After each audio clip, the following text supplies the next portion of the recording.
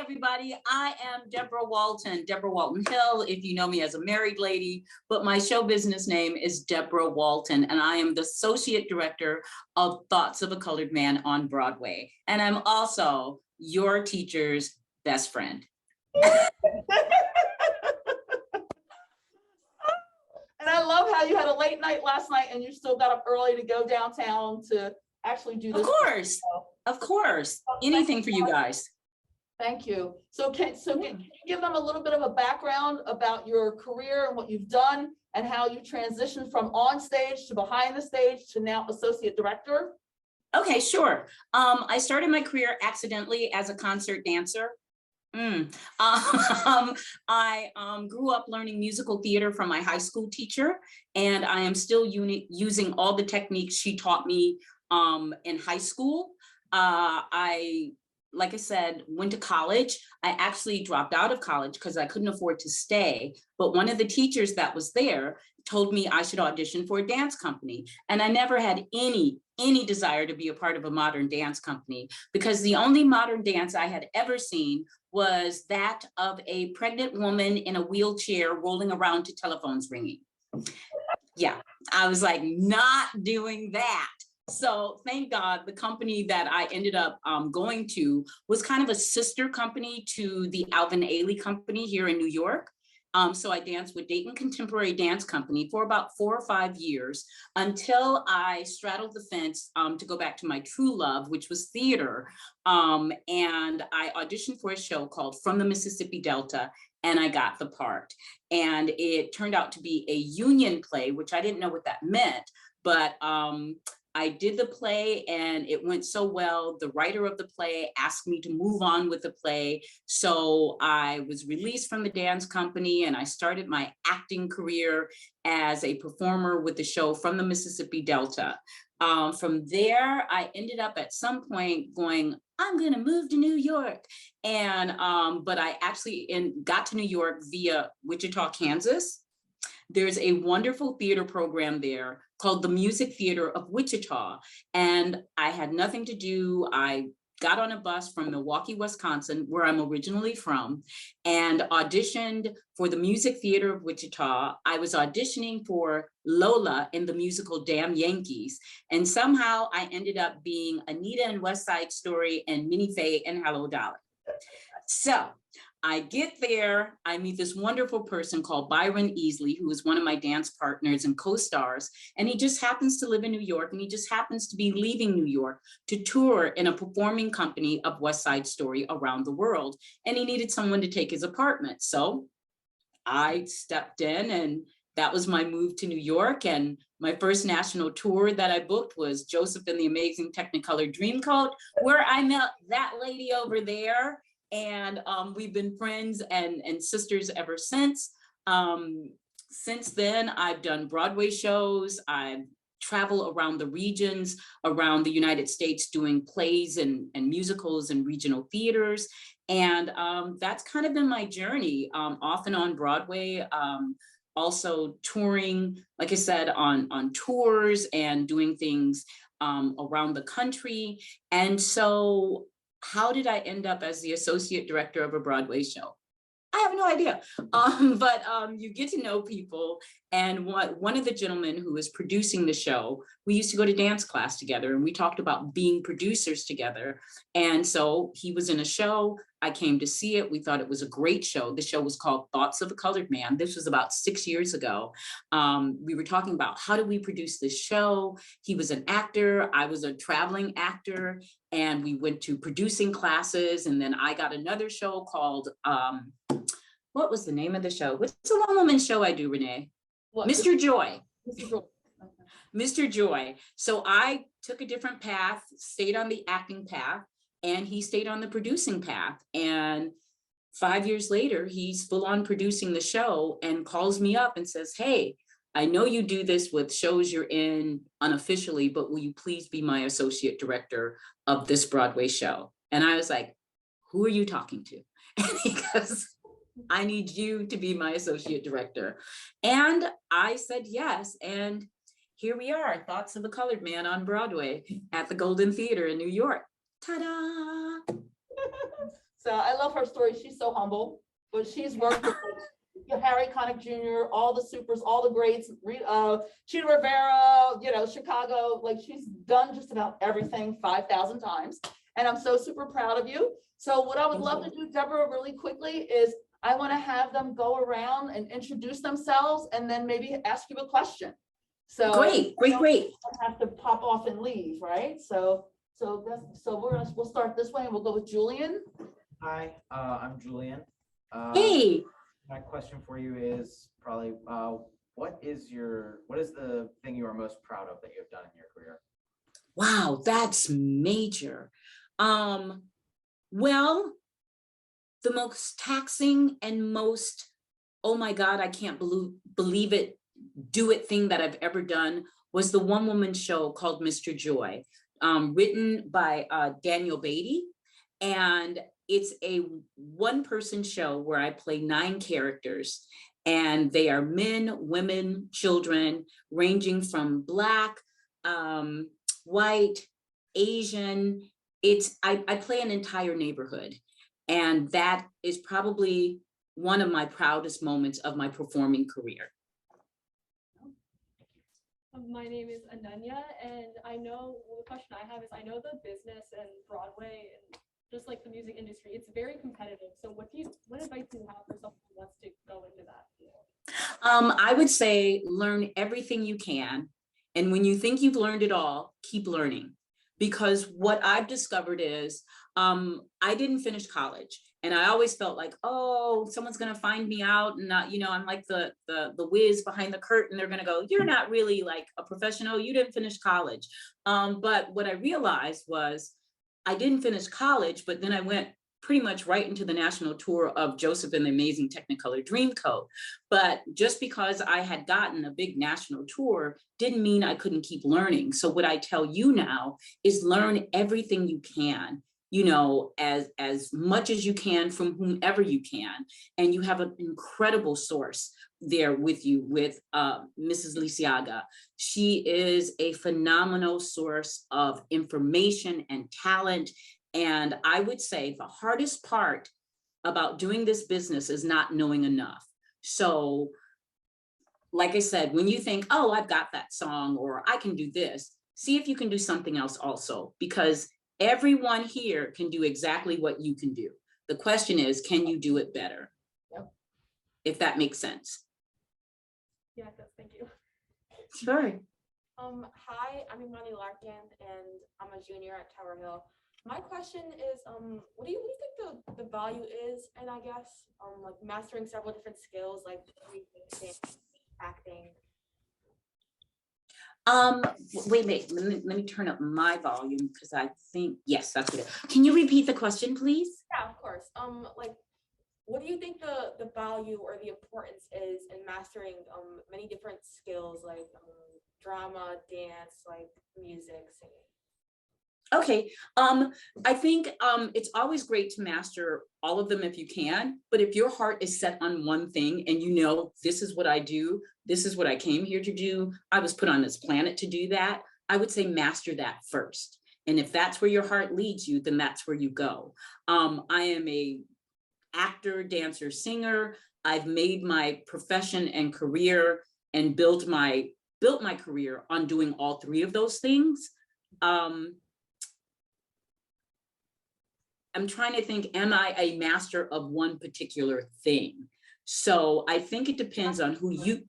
Yeah. I said master is like a relative term, but yeah. No, but I'm just, but there are people who are like, I'm a master singer.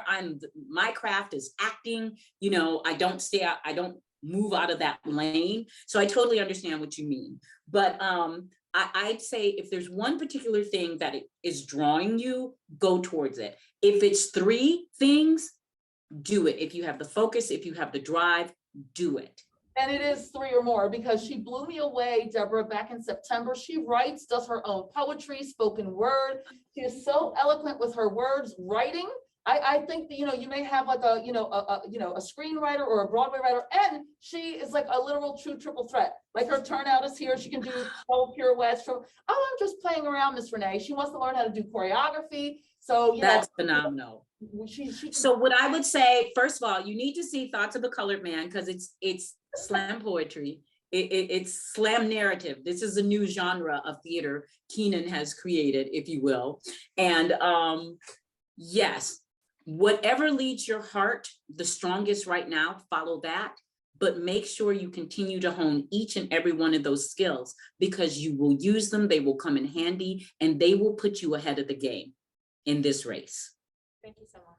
Sure. Hi, my name is Revathy. I'm a senior at Tower Hill. Hello. No, what's your favorite character, like individual character that you have? Oh my God. We'll be here a while, 20 something years. Wow, you guys are good. Okay, one of my all-time favorite characters was, of course, Anita in West Side Story, which was then followed by Minnie Faye and Hello Dolly, because they were so random. But right now, I think I have to go back to, and as much as I love singing and dancing and standing center stage and second position and belting out a song, one of my all-time favorites right now has been the character of Clarissa, who is the little girl who is the narrator for the show Mr. Joy. She's a little girl who is 11 years old and she was diagnosed with AIDS. Can you demonstrate a little bit of that, Deborah? I'm going to put you on the spot today. The old Jewish man in Cooking at the Cookery and Clarissa. She has done a Jewish man. It's hilarious. She does Satchmo as well too. Louis Armstrong, like, and I don't even recognize the term. Like, wait, is that my friend? No, it's like, so like, look at her. You know I was gonna put you on the spot. No, did not. One, wait, what? What are you asking me? So many things just happened. Clarissa, I don't know. Oh, Clarissa. Oh my God. Mr. Joy, it's me, Clarissa. I'm back home. I'm waiting for you, Mr. Joy. And I can't think of the lyrics right now or the words because my friend just made me like totally be on camera. And that's not even what I do. I'm just waiting to do shoes with you, Mr. Joy. Cause, oh my God, my best friend Renee is like, it's like, I have no idea. It's like, what? But you're right. Okay, the ugly woman face. No. She did this play years ago. She did the old Jewish woman and the ugly man, and I didn't even know who that was. I was like, that's not my best friend. It was like so amazing, like the way that she can just make her face and her whole body. She's saying no, but okay, that's for another. Yeah, that's for another. We can Google you. There it is.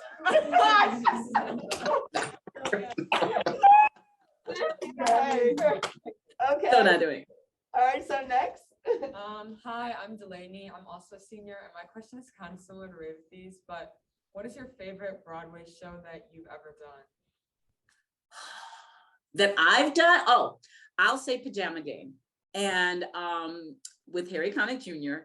And it's my favorite because I got to work with a master director, choreographer, Kathleen Marshall, who cast me also as the understudy for the character of, oh God, Shirley was a split between, oh my God, Gladys, I don't know, how many of you guys know the actual Pajama Game musical?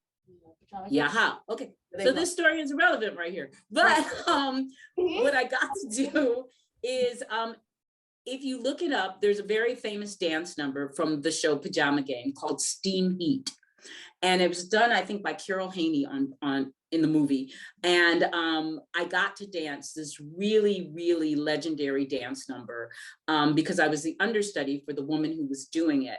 And she was out for like 9 performances. So I got to dance, sing and dance, and literally co-star with Harry Connick Jr. on Broadway and sing and dance Steam Heat in the musical Pajama Game. So that's my favorite so far. Okay, right so far. Go ahead, and KK. Hi. Hi. Okay, I'm a senior too. I guess, I don't know, my question isn't really, maybe it is insightful, but like, so Thoughts of a Colored Man, I've never seen it. So one, I kind of want to like a consensus of what it is. And then two, I kind of want to know your director's take of it? Like, how do you view it, and how did you like put pieces together? How do we put the piece together was the final part? Yeah. Yeah. Well, Thoughts of a Color Man, brand new show on Broadway, written by Keenan Scott II and directed by Stephen Broadnax. I think he's a third, but it's not there. But okay, so Keenan was a slam poet who was also an actor, who was also a director in his own right. But the play itself is the day in the life of a man of color. And we follow these characters through Brooklyn in a 24-hour cycle. Oh, sorry, they're doing sound check. Cool. That's the stage. Go backstage. We get in trouble now. All right, I was like, we don't need, I don't know who that was. Was that Adam? Anyway, so to answer your question, Thoughts of a Colored Man is kind of slam poetry put in a narrative form. And we are walking through the life of 7 characters in one day. And we actually get to see the thoughts and feelings, emotions, ins and outs, ups and downs of Black men in the course of a day in Brooklyn. And it's all done through poetry and narrative. And the question about putting it together, it was fairly, for me, it was fairly easy because I had seen the show about 6 years ago when it was in its infancy. And so I joined the project later on. I actually had jumped in and out of the project to help, you know, if they needed someone to read the stage directions, if they needed someone. At one point we had 2 dancers in the show. And at one point they wanted to film it to pitch it to people around the country to see if they would give money to invest in the show. So we didn't have dancers there at that day. And so the gentleman called and asked Deb, would you dance these parts for me? So, you know, I was like, okay. But now that we're here, our Broadway rehearsal, the show has had a life in Syracuse and Baltimore. So what I did was I came in kind of at the end of the creative journey of the play, and I came in to help put it on Broadway and also give some more creative input and kind of be a sounding board and kind of morph into whatever was needed in the room, you know, be it, you know, extra advice, an extra eye, a hand to hold, you know, a shoulder to cry on. The spiritual sense of this play is based off of our director, who is rooted in believing in God and faith. And it's been a really beautiful room to kind of maintain that, where you feel safe and comfortable and you can be yourself. And if you're not having a great day, it's okay. Let's just work from where that is. And so I've kind of, the associate directorship for me has been morphing in and out of what is needed in the moment in that day to put this show on its feet. And putting it on its feet is figuring out, you know, how the words match up to the individuals who are doing it. What bits, what kind of acting things we can put in to enhance the words or enhance the story. I put some movement in the show. I am, for lack of a better word, the feminine presence in the show. When you see the show, that's a secret. It's not a secret, but I don't tell people unless they ask. But when you see the show, there is a feminine presence. And when you see it, you will know that that is me. I added an extra voice to the show for some of the voiceovers. So that's kind of was my process in helping to put the show up and bring it to Broadway, or nurture it to Broadway, because they brought it here and I just jumped in to help, you know, shape it, mold it, and do whatever was asked. Debra, I have a really important question as well too, because of, you know, certain things that have been happening over the past couple of years as well too. And you and I have spoken, and you can maybe give me 1 or 2 examples, but how, you know, as a woman and as a woman of color, and, you know, someone that's been in the business for a very long time, even though you've been on the other end, you know, what have been some of your challenges and what have been some of your greatest triumphs thus far since you know, opened this? And you've shared a couple stories with me. You could keep names out, but wait, do you mean my the challenges in putting this up, or challenges in being a woman of color in this business. Yes, you can touch on both of those, woman of color in this business, and then maybe giving an example about, because I know that you also are behind the scenes as far as helping the technicians do with what's needed from them, as an associate director, and powers that be or people that be, oh, well, she might not know this, she's new, or she's a woman, or she's. Oh, okay. So- Well, I'm gonna shift the camera here a little bit. Yeah. Those things do. Okay. Well, it's a little difficult because a lot of times, very difficult. I guess it's did I go very difficult and make a really tiny thing? I was like, no, it can be extremely difficult, but it hasn't been fully difficult for me because I stand on what I know and what I've been taught, and what I do know is when something is wrong. And sometimes even in the position that you're in, people will challenge you. You ask for something to be done and then they question you, or they go, well, it doesn't really have to be. And I'm like, no, my position says that I see this as incorrect. We need to fix it. And I stand on that. And if there's a problem, then you check my boss, which is my director. But that doesn't happen very often, but sometimes it does. And I think it happens in any business that you're in. Sometimes you don't even have to be a woman or a person of color for that to happen. But in those cases, you stand on what you know and you stand behind your word. And that's generally what I've been doing.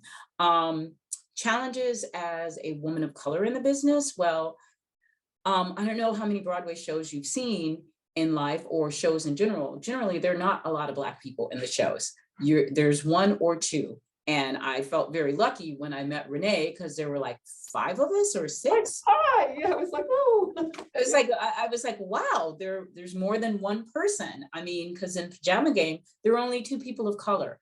And most of the tours and shows I've done, it's a hard journey because it's almost like it has felt like the shows have been like, oh, we met our quota. We got 1 Black girl, or we have 1 Black guy. And so that has been really a challenge. I've been fortunate, but I can't think of how many times I've been unfortunate because though I'm good enough for the role, I don't fit whatever description they're looking for. I've had moments where I've come in to sing for a show like Aida, and the casting or the director has complimented me on my ability to articulate words. Like, what is that about? Why wouldn't I be able to articulate words? I'm in theater, and asking me, where did you learn to speak?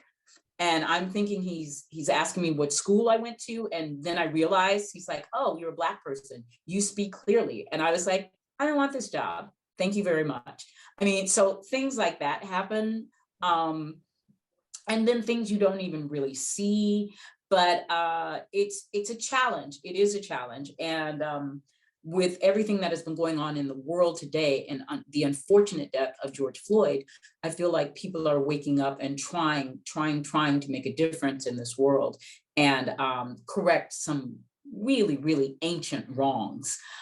So I am really grateful to be where I am today. It's an all Black production. It's a Black creative team. Our producing team is predominantly Black.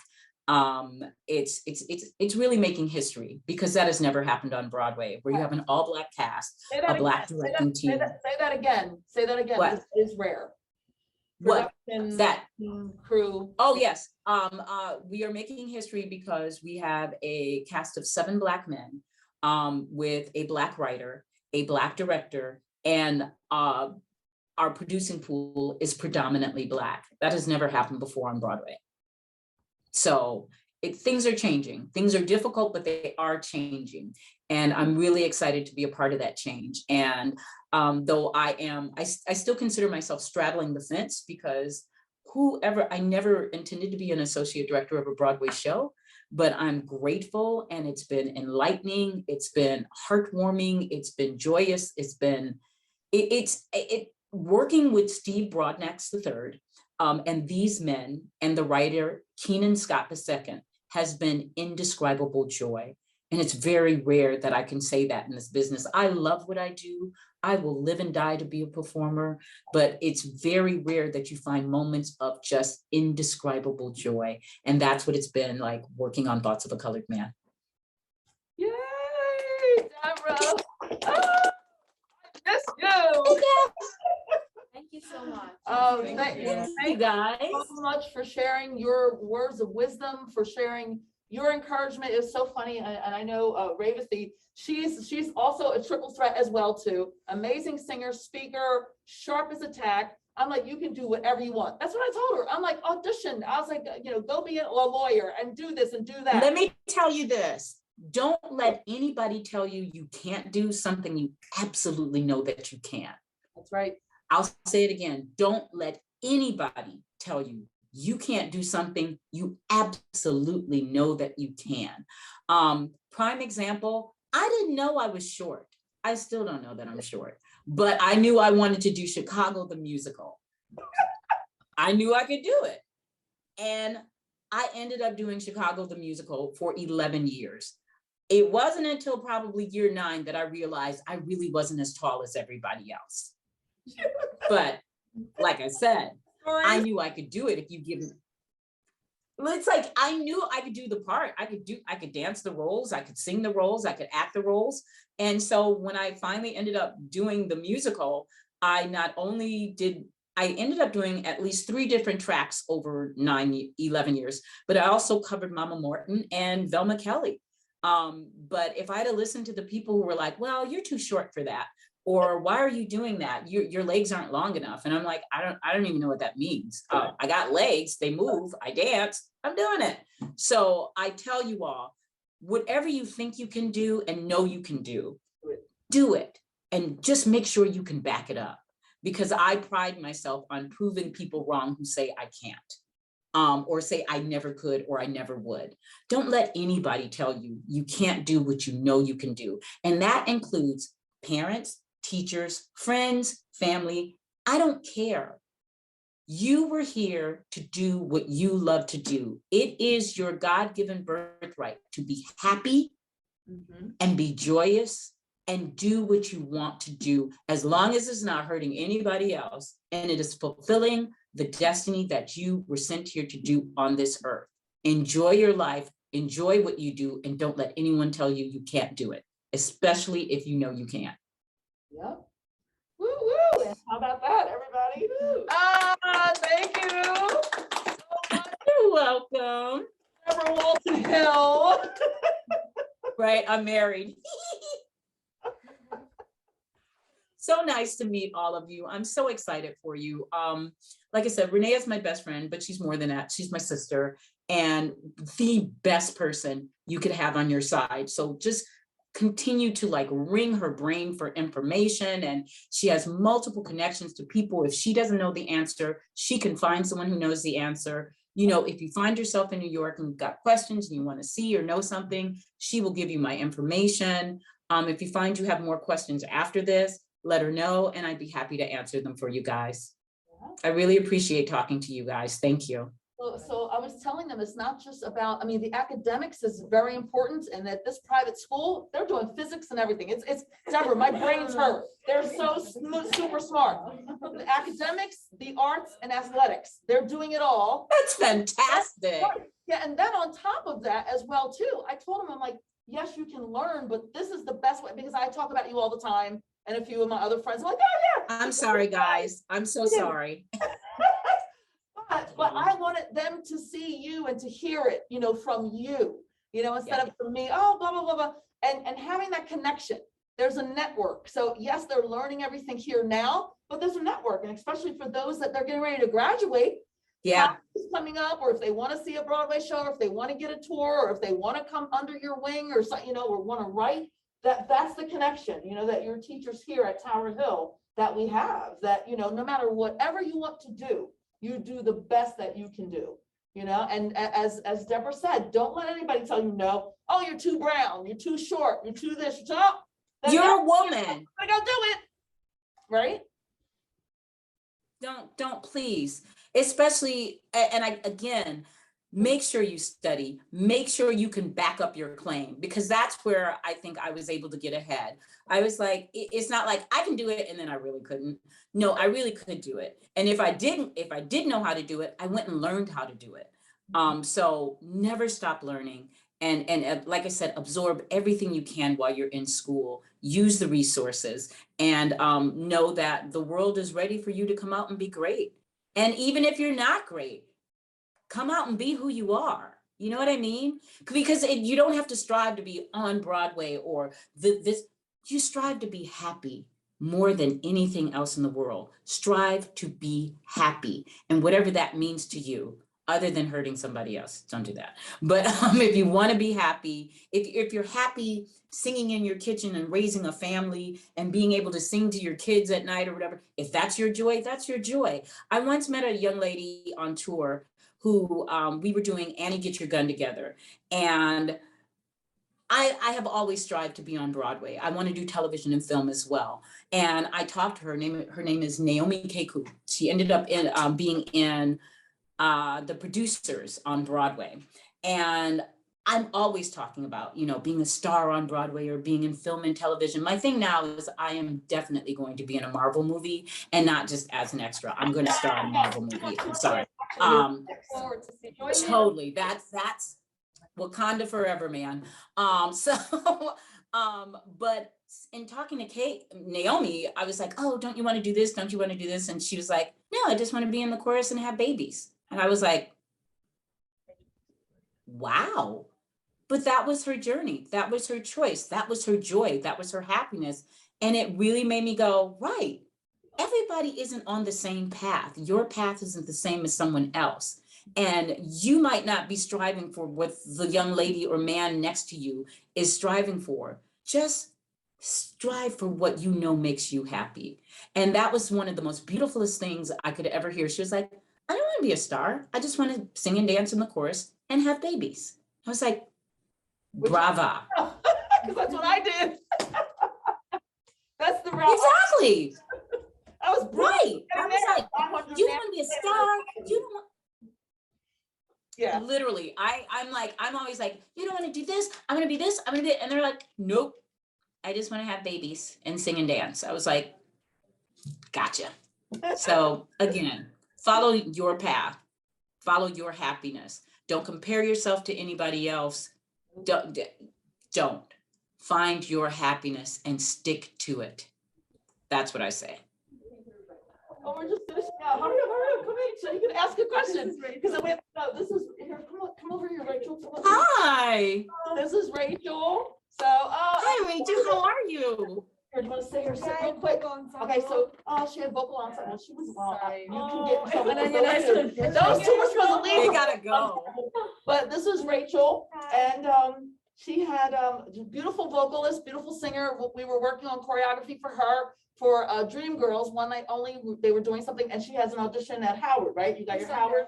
It's this Sunday. Yeah. Her audition for Howard U. So Rachel, if you have any questions for Debra, you'll get this recording later because we talked a lot and we asked a lot of questions, but Recorded it. yeah, we did. We recorded it. It's for educational purposes though. Okay. Do you have anything you'd like to ask? Yeah, probably with audition wise, how do you normally go about taking I guess when they give you notes, and they say, oh, can you do this way? Like, or they stop you in the middle and then you have to like readjust, just like how do you cover It's a really good question, because for the longest that would throw me off. It's because I practiced this way, I'm singing this song this way, and then all of a sudden they go, wait, stop. Can you do? And I was like, sure, I can. And then I realized I'm not doing what they say. I just repeat what I've been doing. So what I would say is take the breath, take the time that they're giving you. If they're asking you to do something, really stop, because your mind is racing, your adrenaline's going. Just take a moment and go, okay, can you give me a second? And they will always give you a second to stop and absorb what they're asking you to do. And this may sound really like, oh, that's a throwaway, but take a moment to breathe deeply and go inside and think about what they're telling you to do. Sometimes our minds are racing so fast during an audition process. We don't take the time to stop, breathe, and think. Stop, breathe, and think. And then try to put into action what they're asking you to do. And after you do it, you ask them, is that kind of what you like? Is that what you're looking for? Or can I try something else for you? Always take the time to take your time. I think sometimes people get in a room and they're rushing, they're thinking, they're pushing us through that. And some people do, but even in those moments, stop. If you have a question, if you get in a room and you have questions after you sing something and they're talking to you, don't be afraid to ask questions about the role, the part, because they will take interest that you've taken an interest in what you're doing. So I would just say in those moments, stop, breathe, and think about what they're asking you to do. You can do it. You wouldn't be in the room if you couldn't do it. Remember that. Always remember, you can do what they're asking you to do. Just slow yourself down. Don't freak yourself out. It's more than a notion to say that, but literally just take a breath and then think about what they're saying and then try your best to do what they're doing, what they're asking you to do, and ask them, is that along the lines of what you want? Would you like me to try something different? Thank you so much. That's, I mean, and I tell you that because I have to tell myself that as well. I'm getting better at it, but auditioning is auditioning. Some people are excellent at auditioning, and once they get the job, they're horrible.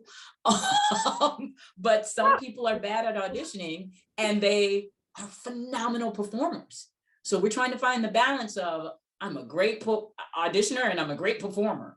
And I think greatness comes with stopping, breathing, and thinking about what you're doing and being committed to whatever it is that they're saying. Unless it's something crazy and you go, thank you, I'm gonna leave now. But other than that, that would be my advice for that, sweetheart.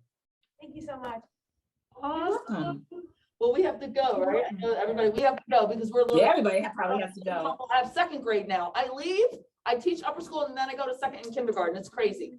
But anyway, thank you, Debra. Thank you. Thank you, guys. Come on, Thank have a you. great I'm gonna day. go. Give Forrest a big old hug and a kiss for me. I will. Wait, Renee, look. There he is. I did Dreamgirls. Wait, I did Dreamgirls with the guy. On Broadway now. We did Dreamgirls however long ago that was. So, yep. So, thank you. Goodbye, guys. Thank you. I'll call you later. Okay, baby. All right.